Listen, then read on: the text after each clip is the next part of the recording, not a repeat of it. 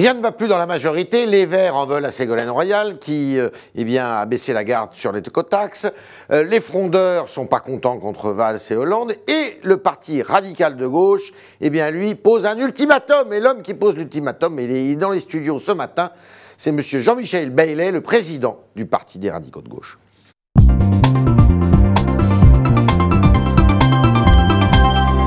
Monsieur Bailey, bonjour. Bonjour. Bienvenue dans ces studios. Alors, rien ne va plus.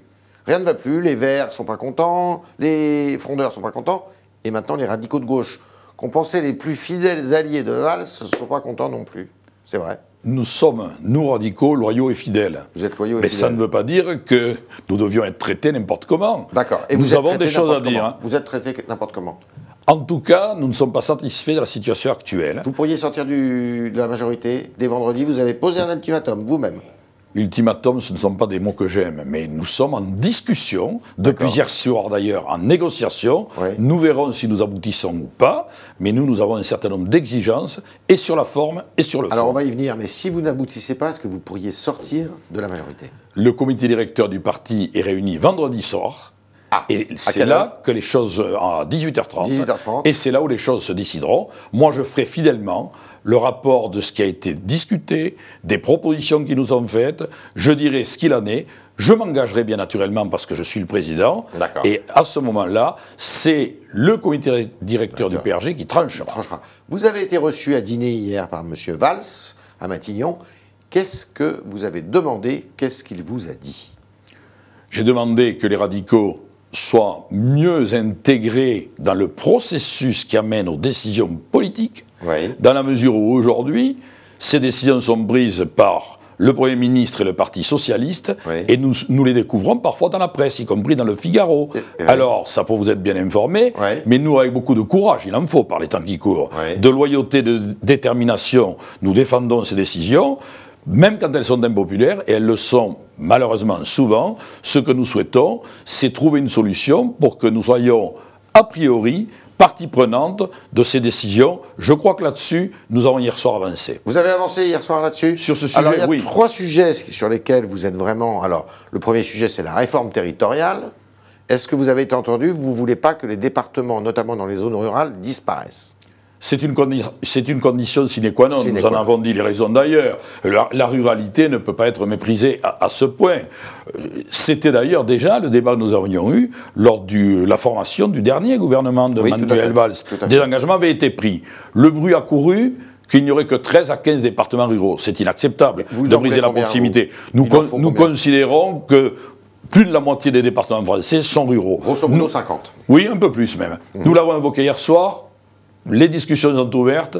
Là encore, je pense que nous pouvons avancer dans la bonne direction. Première tranche, suppression de la première tranche de l'impôt sur le revenu. Vous êtes élevé contre ça, sur un argument qui est tout à fait valable, de dire c'est pas normal. Déjà, il y a peu de Français qui payent l'impôt, 1 sur 2.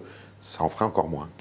Les radicaux ont un rapport à l'impôt extrêmement étroit. C'est un des leurs, Joseph Caillot, qui a instauré l'impôt sur le revenu. 1914, voilà. En fait le centenaire. Quel était le principe ?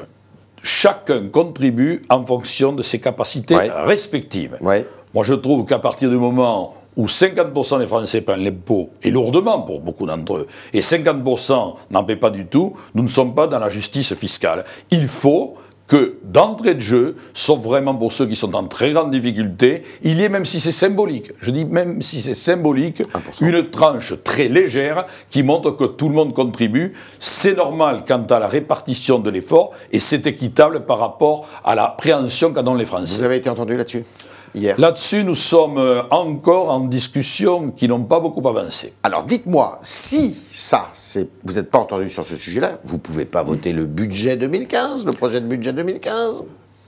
D'ici à vendredi, nous aurons terminé nos discussions. Nous verrons ce qu'il en est. C'est pour ça que je refuse l'ultimatum. Ce n'est pas tout ou rien. Mais nous regarderons si les concessions qui ont été faites, si ce que nous avons obtenu nous permettent ou pas de rester dans la majorité gouvernementale. Si nous sortons, à partir de là, effectivement, la question du vote du budget peut se poser. Mais ça ne veut pas dire que nous rentrerons dans l'opposition. Notre loyauté et fidélité, même s'il y a des difficultés en ce moment, n'ont pas de borne. Vous seriez comme les communistes, alors? Ça veut dire qu'au fur et à mesure, selon les budgets et selon leur qualité, nous déciderons ce que nous avons à faire entre le parti et les groupes parlementaires. Jean-Michel Bailey, la situation est grave là. le désaccord qui existe entre vous et le gouvernement est grave? La situation est difficile parce qu'elle l'est dans l'absolu. Nous sommes quand même d'une impopularité record. La situation est difficile parce que le fonctionnement de la majorité n'est pas ce que nous attendions et ce que nous voulons. La situation est compliquée parce que la politique repose sur des contrats. Contrat entre le président de la République et les Français, c'était 2012. Contrats électoraux pour aller ensemble à la bataille électorale, il a été bafoué au sénatorial par le Parti socialiste. Contrat de gouvernement entre les radicaux et le Premier ministre, c'est ce que nous essayons de mettre sur pied. Nous verrons si oui ou non nous y parvenons d'ici à vendredi. En fait, le pacte que vous aviez avec le gouvernement n'est pas respecté, n'est plus respecté. Il faut le revoir. Nous sommes à peu près à mi-mandat. Il est légitime de rediscuter de tout cela et de voir, et sur le fond et sur la forme, comment nous souhaitons travailler pour aborder la dernière ligne droite. J'écoute un peu ce qui se dit dans les rangs des radicaux de gauche, et j'entends M. Schwarzenberg, il ne dit pas la même chose que vous. M. Braillard ne dit pas tout à fait la même chose que vous.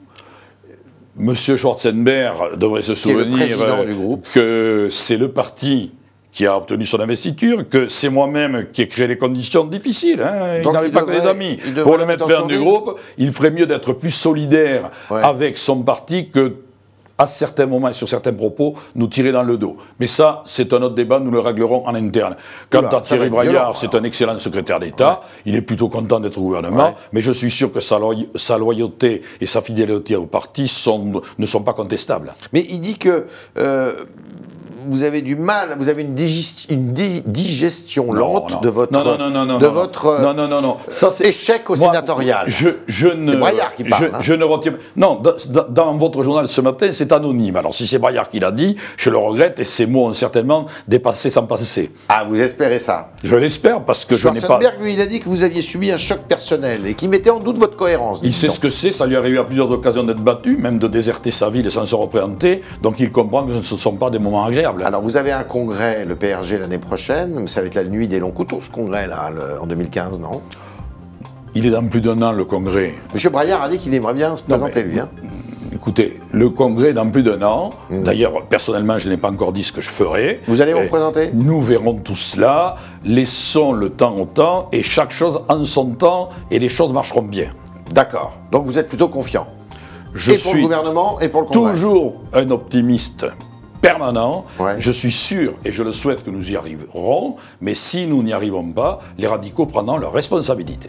Vous avez entendu, c'était le Talk Orange Le Figaro de Jean-Michel Bailey qui n'a pas mâché ses mots ce matin en disant, eh bien le pacte qui unit les radicaux de gauche au gouvernement, il doit être revu, corrigé pour que les radicaux de gauche soient mieux entendus à l'intérieur de la majorité. Sinon, eh bien sinon, ils pourraient quitter cette majorité, enfin quitter en tous les cas, ne pas voter le budget, même c'est ce qu'il a dit, et eh bien on va attendre, et en attendant vous pouvez commenter les propos de M. Bailey, qu'ils soient positifs ou négatifs, sur les réseaux sociaux et sur lefigaro.fr. Merci M. Bailey. Merci à vous.